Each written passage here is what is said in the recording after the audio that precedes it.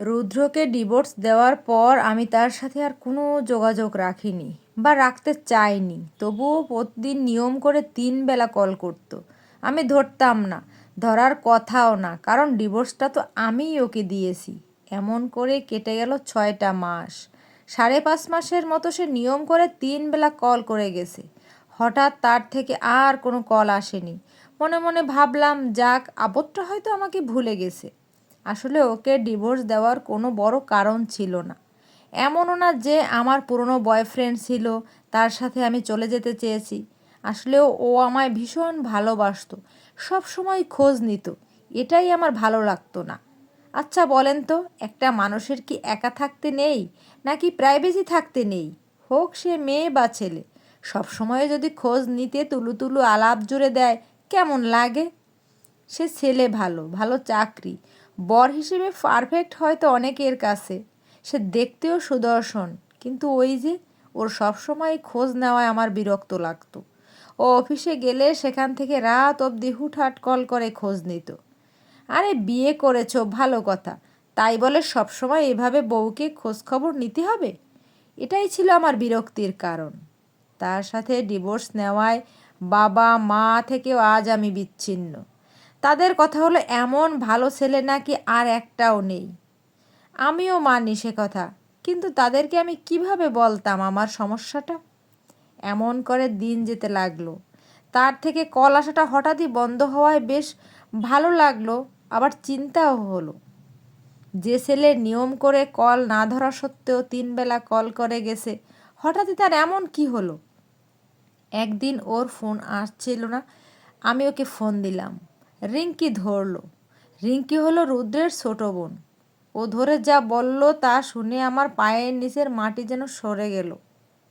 রিঙ্কি বলল, এখন কেন ফোন দিয়েছেন? সব কিছু শেষ করে আমাদেরকে এতিম করে আপনি তো সুখেই আছেন। এটাই তো চেয়েছিলেন আপনি। মানে? মানে আবার কি?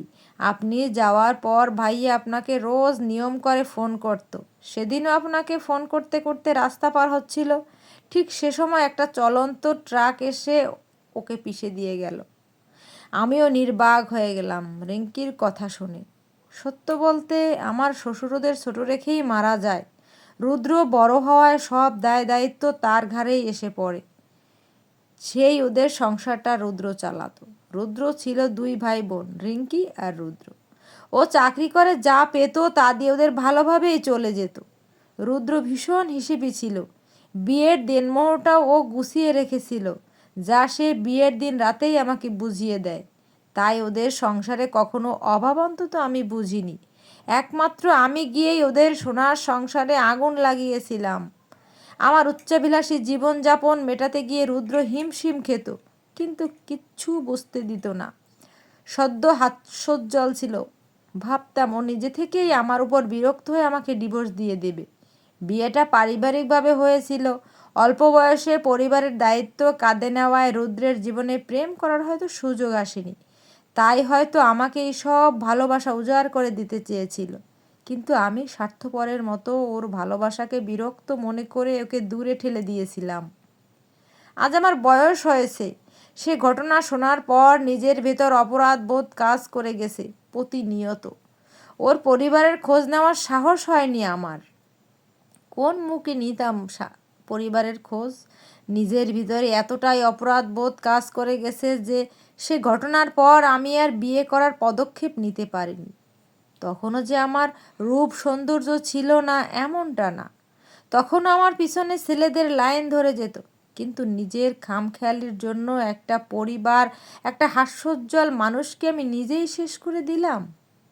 আচ্ছা, রুদ্র বা তার পরিবার কি আমাকে কখনোই ক্ষমা করতে পারবে? আমি তো নিজেকে নিজেই ক্ষমা করতে পারবো না, কখনোই না।